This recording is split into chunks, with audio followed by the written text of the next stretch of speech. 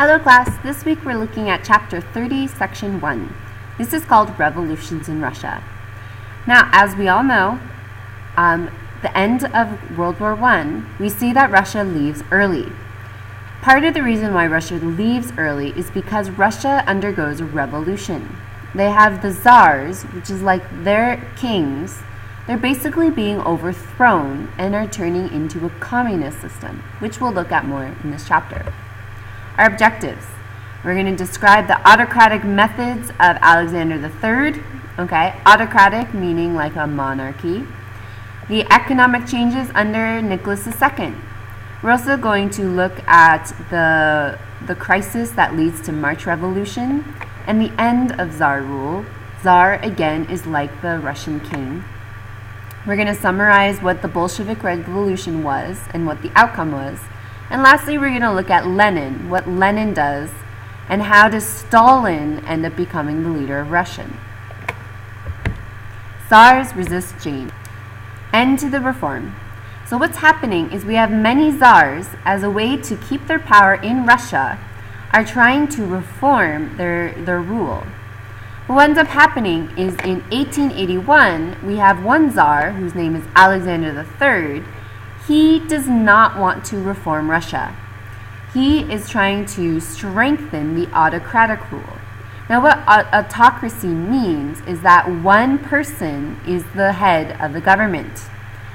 That one person is, in this case, a czar. We also know this as monarchy. Okay, so autocratic rule is related to the idea of a monarchy government. So Alexander III basically is trying to go back to the idea of autocracy or monarchy. This is going to lead to a lot of difficulties in the future when many people are no longer want to be under the ruler of one person. But Alexander III does not listen to these people. Czars continue autocratic rule. Again, autocratic means autocracy, which is like a monarchy. Okay. What ends up happening is we have the government under Alexander III. It basically censors anything that is written about them. So if there's anything in Russia that is written against Alexander III, he is going to make sure that no one sees it. That's what censorship means. Other things that Alexander III ends up doing while he is ruling is things like the secret police to monitor schools. Now, the way that we get revolutions is from educated class.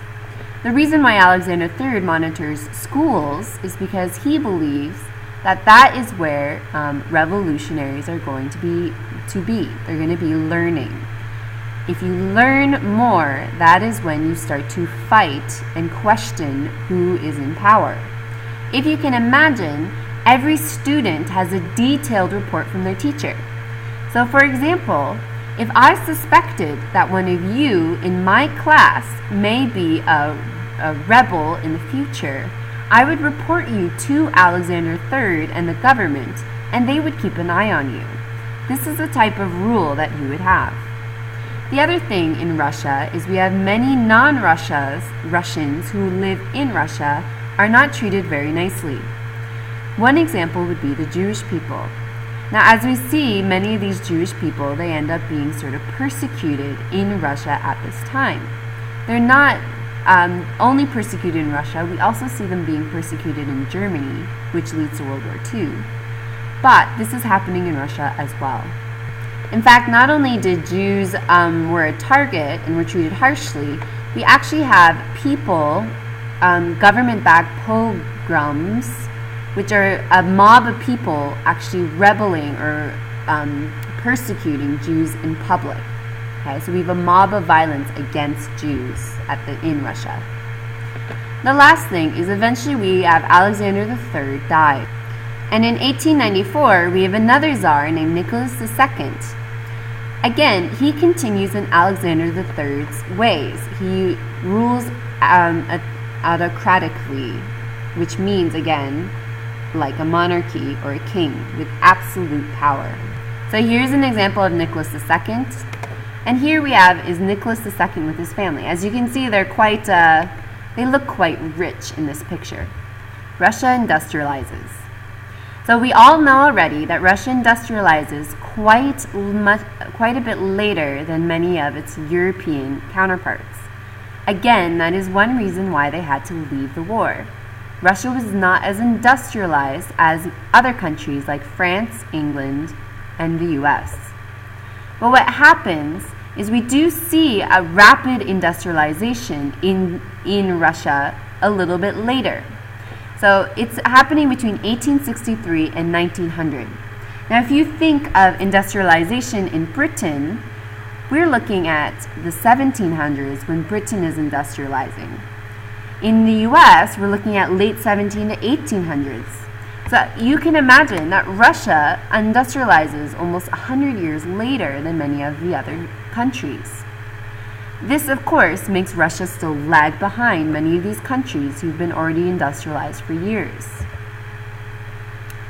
But in the late 1800s, there's a new plan, and this new plan involves steel production. Now, as we know, Russia also sort of lacks a lot of natural resources. But one thing that they were able to get was they were able to produce a lot of steel. So this is why they end up beginning a major railway. Now remember, a railway system is very important when you want to have an industrialized country, because you need to export and import many of your goods. The railway in Russia is called the Trans-Siberian Railway. The revolutionary movement grows. So what we're having is we have a lot of discontent in Russia. Discontent means that many of the workers in Russia are not very happy over working conditions. Now, we've seen this in other countries as well during industrialization. We see that workers are being treated quite horribly. And so what eventually happens is we have people rebelling. Now, just to remember, what are the sorts of things that people are rebelling against? Well, they're rebelling against work conditions, they're rebelling against wages, they're also rebelling against things like child labor. These are all things that we've looked at before. Because of the way that these workers are being treated, if you think of Russia, Russia has a huge population. And many of the population are these workers in factories. This leads to the growth of the Marxist idea. Now, I hope you guys remember who Karl Marx is. Karl Marx wrote the Communist Manifesto. He believed in this idea of communism. So communism becomes a very important idea to many of the people working in Russia. Now, just a reminder, we have the proletariat. These are the workers. Marx believes that the workers are the ones who should own the means of production. They should be the ones who own sort of the production of all raw materials, not companies. Okay? So they are against the idea of capitalism. Now, one group who is particularly strong with their Marxist ideas was the Bolsheviks. The Bolsheviks, this is the working class party who wanted to have a revolution. Okay, so they were a group committed to having a revolution in Russia. And their revolution was going to be based on Marxist ideals. The leader of the Bolsheviks was a man named Lenin. Lenin is known as sort of one of the great leaders of communism. Okay, he is the one who leads a revolution in Russia against the Czars.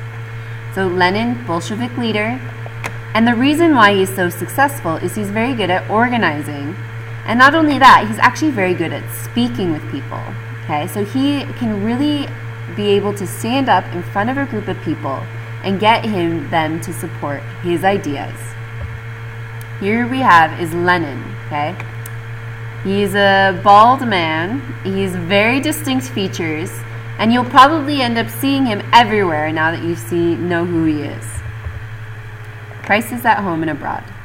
So we have some things happening in Russia that sort of leads to the end of the Czars. The first thing is the Russia-Japanese War. Now, we've actually looked at this war before.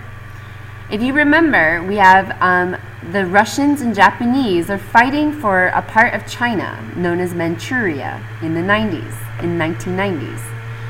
But because of unrest in Russia, they aren't really allowed to focus on this, and Japan actually wins control of this area. Okay.